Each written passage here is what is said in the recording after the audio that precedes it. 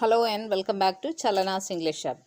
ഇന്ന് I have lunch at 1 p.m. I have had lunch. I had lunch and I had lunch എന്നീ 4 സെൻറ്റൻസുകളെ കുറിച്ചാണ്. ഓരോന്നും വിശദമായി പറയാം.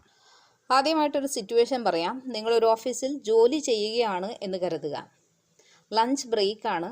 ബാക്കി എല്ലാവരും ഡൈനിങ് ഹാളിലേക്ക് അല്ലെങ്കിൽ കഫറ്റേരിയയിലേക്ക് നീങ്ങിക്കൊണ്ടിരിക്കുന്നു. നിങ്ങൾ മാത്രം നിങ്ങളുടെ ടേബിളിൻ്റെ അടുത്തിരിക്കുന്നു. അപ്പോൾ ലഞ്ച് കഴിക്കാൻ പോകുന്ന ആളുകൾ നിങ്ങളോട് ചോദിക്കുന്നു, not coming for lunch. Not coming for lunch എന്ന് ചോദിച്ചാൽ are you not coming for lunch? നിങ്ങൾ ഉച്ചഭക്ഷണം കഴിക്കാൻ വരുന്നില്ലേ? അപ്പോൾ നിങ്ങളുടെ മറുപടി നോട്ട് നൗ, ഇപ്പോഴില്ല. അപ്പോൾ അടുത്ത ആൾ എന്തുകൊണ്ട്, വൈ?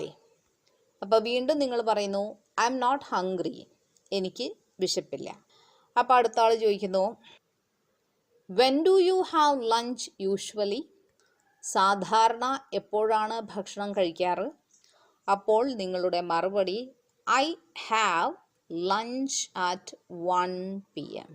അതായത് ഈ I have lunch at 1 p.m. എന്ന് പറയുന്നത് സിമ്പിൾ പ്രസൻറ്റ് ടെൻസ് ആണ്. ഒരു ഹാബിച്വൽ ആക്ഷനെ അല്ലെങ്കിൽ ഒരു റെഗുലർ ആക്ഷനെ കാണിക്കാൻ നമ്മൾ simple present tense സൂചിപ്പിക്കാറുണ്ട്.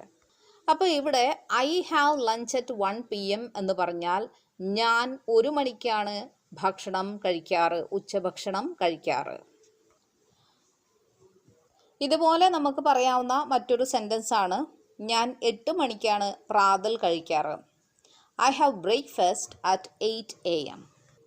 I have supper at 7 p.m. ഞാൻ അത്താഴം കഴിക്കുന്നത് 7 മണിക്കാണ്. അപ്പോൾ അടുത്ത sentence I have had lunch. Literal meaning പറയുകയാണെങ്കിൽ ഞാൻ ഉച്ചഭക്ഷണം കഴിച്ചിട്ടുണ്ട് എന്നാണ്. ഞാൻ കോണ്ടെക്സ്റ്റ് കൂടി പറഞ്ഞാൽ കുറച്ചുകൂടെ വ്യക്തമാകും. നിങ്ങളൊരു വീട്ടിൽ കയറി ചെല്ലുന്നു.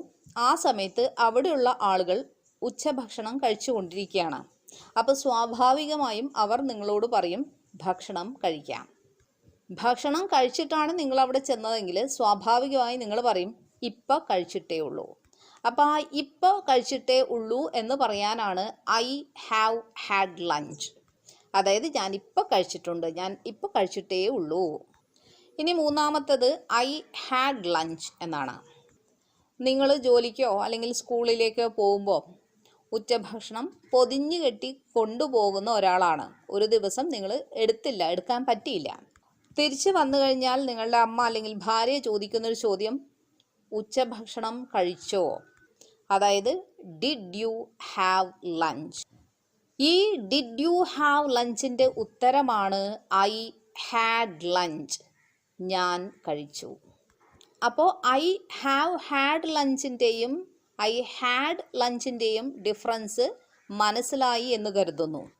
ഇനി നാലാമത്തെ സെൻറ്റൻസ് ആയ ഐ ഹാഡ് ലഞ്ച്. സത്യത്തിൽ ഈ ഐ ഹാഡ് ലഞ്ചിൻ്റെ ശേഷം ഒരു സെൻറ്റൻസ് കൂടെ അല്ലെങ്കിൽ പാർട്ട് ഓഫ് എ സെൻറ്റൻസ് കൂടി ഉണ്ടായിരിക്കും. ഉദാഹരണത്തിന് I had lunch before leaving from the office. ഓഫീസിൽ നിന്ന് വിടുന്നതിന് മുമ്പ് ഞാൻ ചോറ് കഴിച്ചിട്ടുണ്ടായിരുന്നു അല്ലെങ്കിൽ ഉച്ചഭക്ഷണം കഴിച്ചിട്ടുണ്ടായിരുന്നു.